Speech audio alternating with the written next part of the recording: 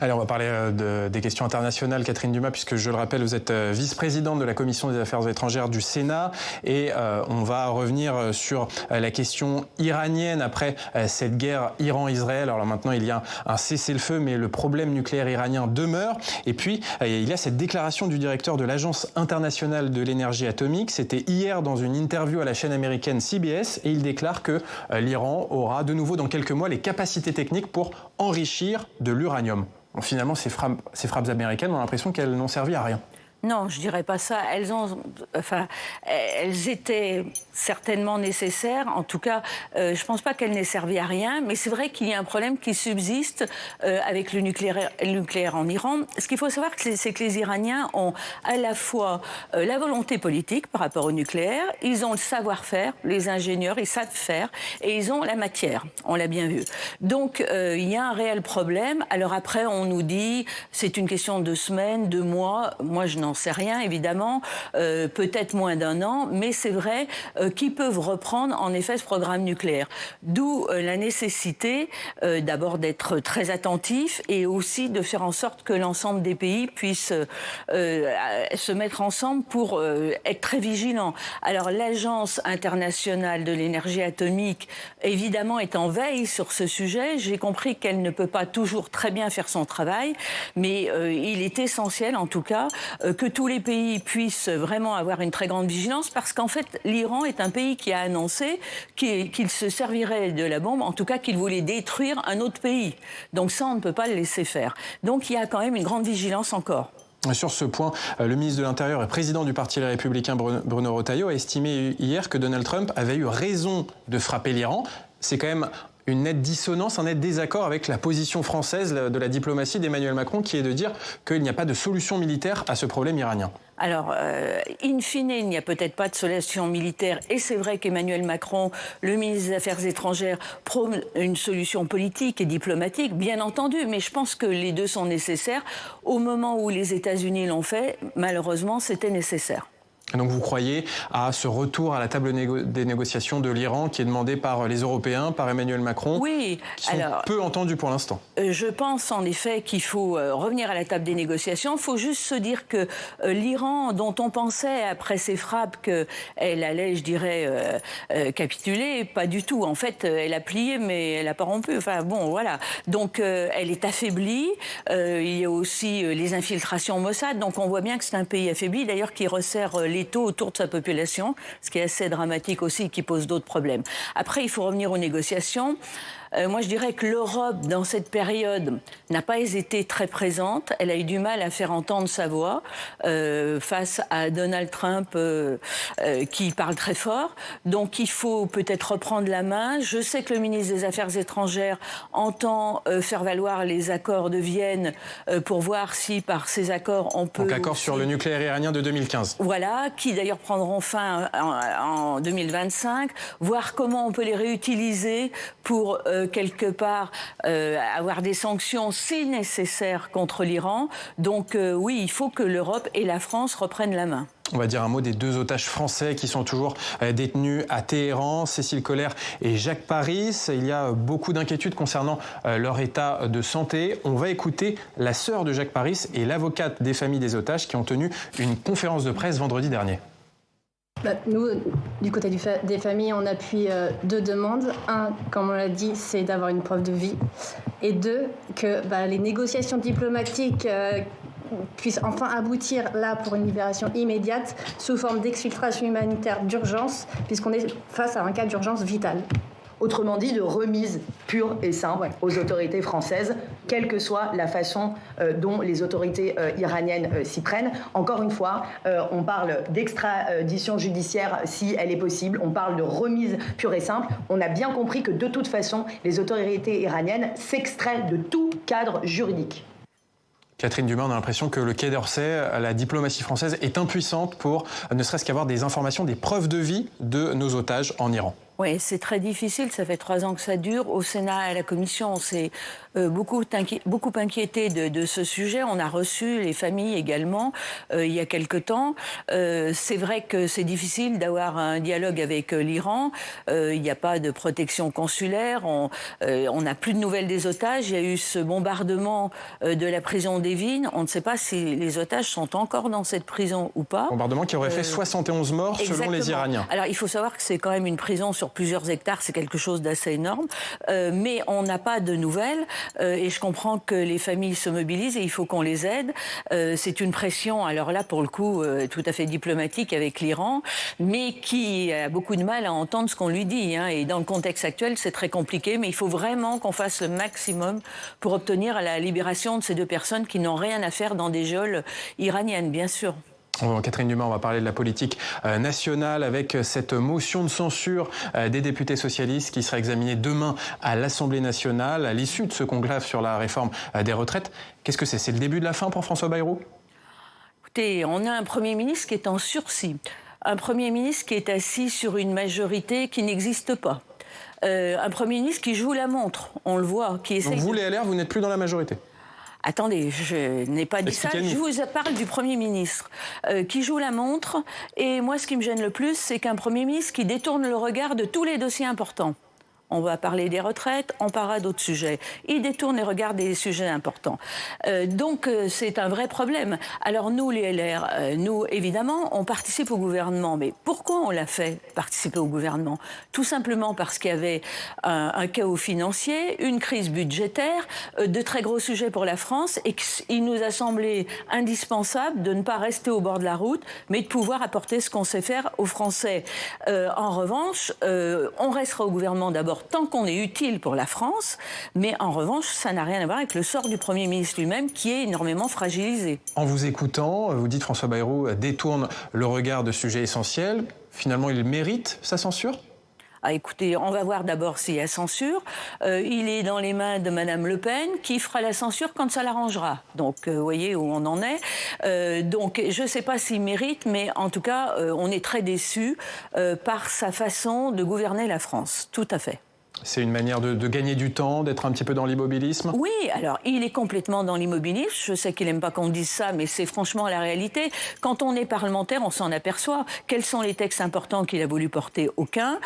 Aucun n'aboutit. Sur le sujet des retraites, il est dans un déni total. On voit que son conclave, comme il dit, conclave qui part en fumée d'ailleurs, hein. Bon, je ne vais pas faire un jeu de mots, mais enfin c'est quand même le cas. Son conclave n'aboutit sur pas grand-chose et il nous dit c'est une grande avancée. Franchement, il y a un petit problème. Donc, dans le déni, oui. Alors justement, sur ce conclave, sur la réforme des retraites, cette négociation qui a duré des mois entre certains syndicats et le patronat, certes, il n'y a pas eu de fumée blanche, pas d'accord global entre les partenaires sociaux, mais quand même des points de convergence sur la hausse des pensions de retraite pour les mères de famille qui ont eu des carrières hachées, la baisse de l'âge de départ sans décote à 66 ans et demi, également des accords sur une meilleure prise en compte de la pénibilité. Pour vous, ce n'est pas suffisant. Alors, ce sont des points importants, c'est évident, mais ce n'est pas l'ensemble du sujet. Et ça n'apporte pas de solution au problème des retraites. Il faut savoir que, compte tenu de l'évolution de la démographie, on a de plus en plus de retraités par rapport au nombre d'actifs. Donc, on a un vrai sujet. Quelles sont ces solutions? Il n'y en a pas. Donc, moi, je pense que l'urgence, c'est que le Parlement se ressaisisse de ce dossier, qui a des implications financières énormes, je viens de le dire, des implications sociales également, et qu'on réinstaure un dialogue, mais que ça passe par le Parlement, parce qu'apparemment, il n'y a que nous qui savons faire. Ça veut dire que vous demandez, finalement, un peu comme les socialistes, un vrai texte sur les retraites, un projet de loi sur les retraites? Oui, je demande qu'on retravaille sur ce texte. Pas seulement dans le budget de la sécurité sociale. On a perdu beaucoup de temps avec ce conclave, et on aboutit à pas grand-chose, donc il faut reprendre la main, oui. Un vrai texte, un vrai débat au Parlement sur les retraites, notamment pour parler de la retraite par capitalisation? C'est ça que la droite souhaite? Mais ça peut être une des pistes. C'est évident que ça ne sera pas la solution, mais c'est évident qu'on ne peut pas faire abstraction de la retraite par capitalisation. Oui, il faudra l'envisager pour une part. Et est-ce qu'il faut rouvrir le débat sur l'âge de départ, l'âge légal de départ à la retraite à 64 ans? C'est un sujet de toute façon dont il faudra reparler. Tout le monde le sait et tous les pays autour de nous le savent et le font. Pour l'augmenter? Alors, il faudra voir comment on peut faire évoluer, oui, d'une façon ou d'une autre. Car les Français souhaitent le baisser à 62 ans. J'ai bien compris, mais il y a ce que les Français souhaitent, et encore pas tous, parce qu'il y a quand même des gens qui comprennent le sujet. Il y a l'évolution de la vie, l'évolution de la durée de vie aussi qu'il faut prendre en compte. Donc je pense qu'il faut surtout tout remettre sur la table, à plat, et reprendre quelque chose de sérieux. Allez, on va parler de l'actualité parlementaire et de ce bras de fer entre le Sénat et le gouvernement sur la réforme du scrutin des élections municipales à Paris, Lyon et Marseille. On accueille notre journaliste parlementaire Yann Effelé.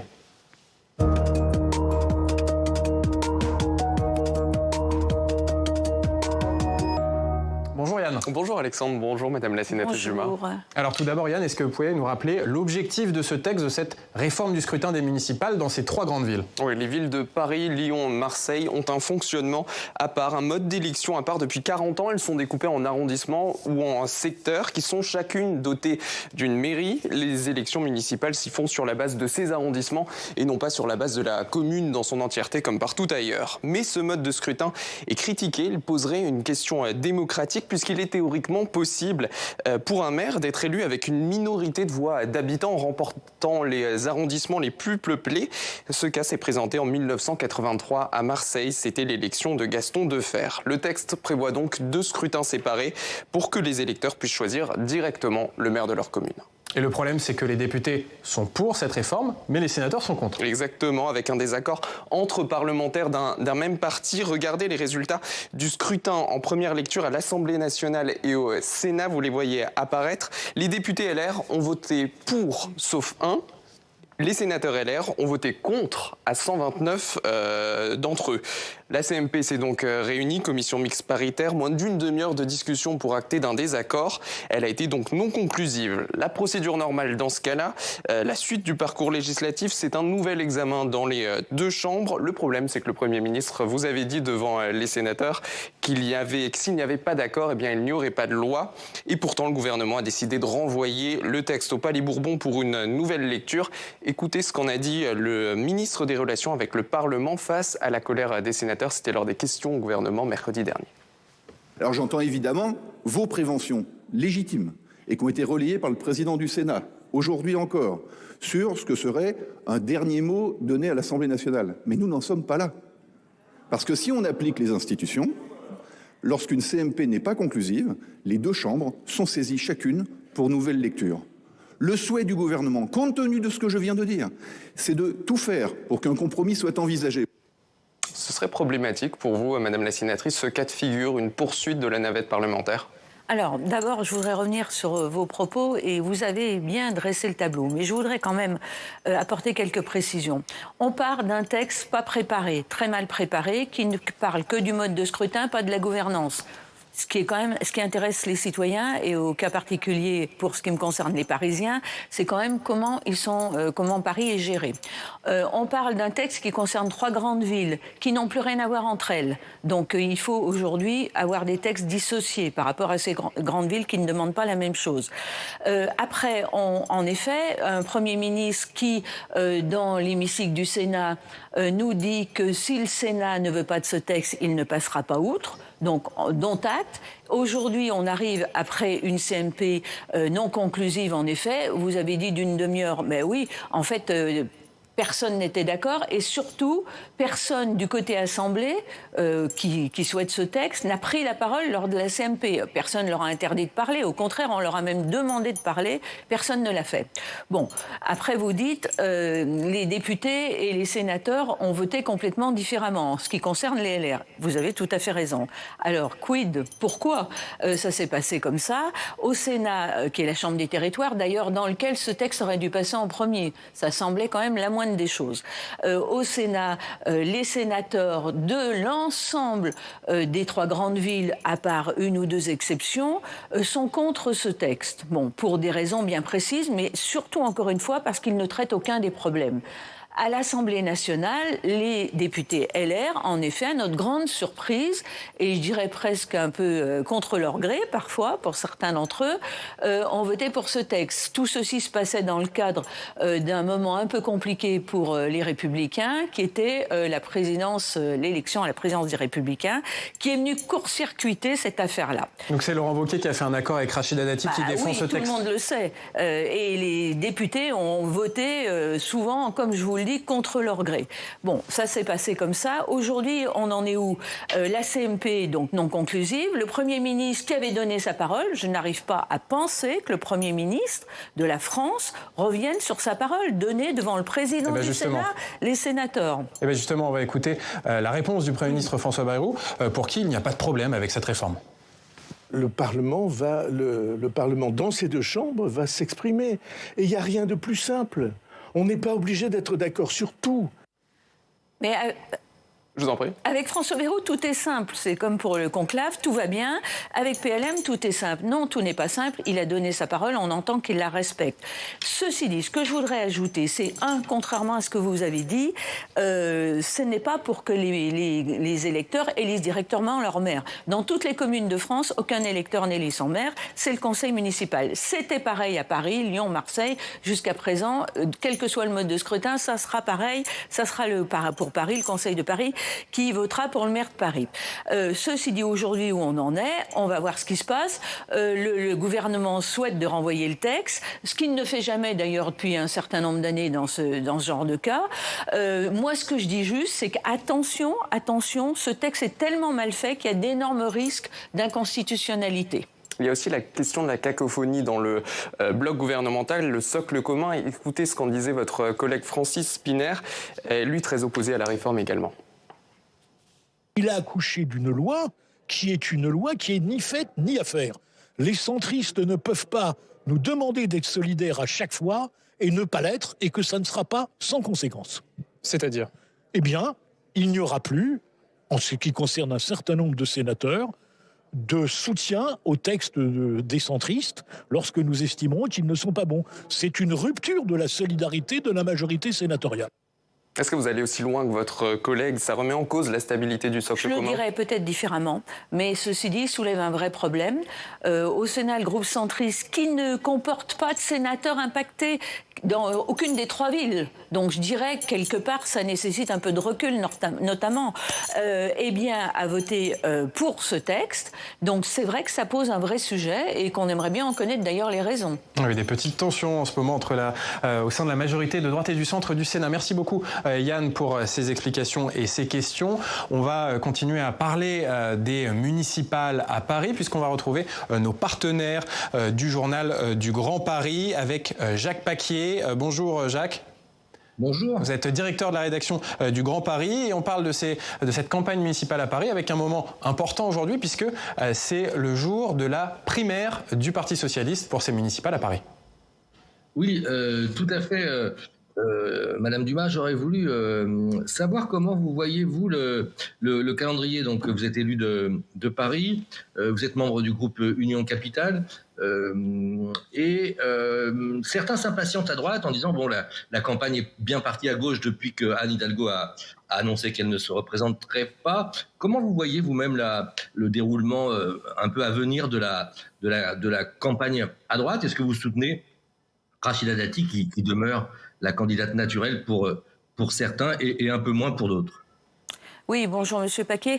Alors le calendrier, bon, on vient de parler de la CMP, on va voir ce qui se passe très rapidement avec ce texte, cette proposition de loi. Et comme je l'ai dit, il y a des recours qui seront faits, si jamais ça devait aboutir, il y a des recours qui seront faits par plusieurs groupes au Sénat. Donc ça, c'est une chose. Après, il y a ce qui concerne la gauche.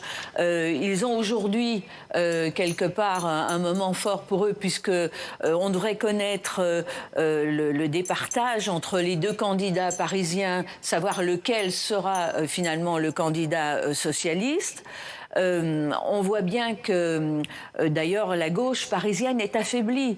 Je pense qu'après un certain nombre d'années d'une gestion qui a été quand même très compliquée, la gauche parisienne sort affaiblie de cette gestion. En revanche, au profit de qui? Au profit des Verts. Des Verts parisiens et éventuellement d'ailleurs de LFI. La sociologie de Paris a aussi beaucoup évolué ces dernières années et évidemment on le retrouve là. Le calendrier, pour ce qui concerne en tout cas les Républicains, le nouveau président des Républicains, Bruno Retailleau, entend prendre une décision avec la Commission nationale d'investiture dans laquelle je suis. On m'a reconduite dans cette commission. Certainement fin septembre, début octobre, enfin peut-être courant octobre au plus tard, puisque de toute façon on va rentrer en période électorale, les comptes de campagne vont commencer à fonctionner, donc on ne peut pas attendre. Donc le calendrier, me semble-t-il, c'est celui-ci. Et Rachida Dati a de fortes chances d'être la candidate des LR à Paris? Alors je ne sais pas de qui Rachida Dati sera la candidate d'ailleurs, parce que j'avais compris qu'elle avait le soutien et qu'elle était poussée par un certain nombre de personnes de Renaissance. De combien de personnes s'agit-il? Que font les autres? On lit, moi je lis dans la presse que certains sont à la recherche aussi d'autres candidats. Donc on voit bien que ce n'est pas simple, donc il faut que ça devienne plus clair. Après, ce que feront les LR, eh bien encore une fois, c'est la commission d'investiture du parti qui le décidera avec le président du parti. Donc à vous entendre, la candidature de Rachida Dati pour la droite et le bloc central à Paris n'est pas évidente. Mais il y a déjà un autre candidat, Francis Szpiner, et puis il y en aura sénateur Les Républicains. Il y en aura peut-être d'autres, moi j'en sais rien. Après tout, il faut qu'il y ait une offre, donc on va voir. Mais en tout cas, je pense que s'il y a un mot qu'on ne peut pas employer par rapport au municipal à Paris, c'est le mot évident. Rien n'est évident. Ça pourrait être un bon candidat, Francis Szpiner, pour la droite à Paris? Écoutez, on verra. Après, on n'est pas encore dans la discussion. Il faut qu'après, les gens qui sont candidats aussi aient des projets, des propositions. Il faut qu'ils sachent rassembler aussi. Donc tout ça, on ne l'a encore pas trop vu. Donc j'espère que d'ici début octobre, on aura l'occasion d'en reparler et que les choses s'éclairciront. Mais vous, personnellement, est-ce que vous avez déjà votre candidat pour Paris? Non, moi je souhaite que la droite, j'ai beaucoup œuvré pour ça, j'ai été 5 ans auprès de Rachida Dati pour gérer le groupe, j'ai beaucoup fait le travail d'opposition avec tous mes collègues du Conseil de Paris. Je souhaite vraiment que la droite puisse revenir à la gestion de cette ville qui est franchement mal gérée, qui est abîmée, et il y a beaucoup à faire pour les Parisiens et les Parisiens sont demandeurs. Jacques, il nous reste 1 minute, vous souhaitiez poser une question, notamment sur le Grand Paris. Oui, absolument. Il y a beaucoup de maires à gauche. Parmi les socialistes, plusieurs sont partisans d'un maire du Grand Paris ou tout au moins d'une campagne qui soit à l'échelon du Grand Paris avec tous les candidats du PS, par exemple, dans les communes du Grand Paris qui portent une même plateforme de proposition concernant la métropole. Est-ce que vous aussi, vous estimez que le Grand Paris doit être renforcé comme instance de gouvernance en Île-de-France ? C'est compliqué en quelques secondes. En revanche, ce que j'estime, c'est qu'il faudra forcément avoir une réflexion sur comment les différents échelons sont organisés au niveau de Paris, qui fait quoi. Je pense que c'est absolument nécessaire aujourd'hui et que ça fera aussi partie du job, je dirais, du prochain maire de Paris. Et merci beaucoup Jacques Paquier, directeur de la rédaction du journal du Grand Paris. On va regarder justement la une du Grand Paris qui est consacrée au plan de relance régional sur le logement présenté à Valérie Létard, donc la ministre du Logement. Merci Catherine Dumas d'avoir été notre sénatrice du jour. Votre interview est à retrouver en podcast. Et puis dans 20 minutes, ce sera l'heure du Club des Territoires. On parlera de la réforme de l'audiovisuel public. Le débat commence aujourd'hui à l'Assemblée nationale, un débat sous haute tension sur un texte qui est, on le rappelle, d'origine sénatoriale. Catherine Dumas, vous laissez votre place à notre invité politique du jour. Aujourd'hui, c'est Julien Audoul.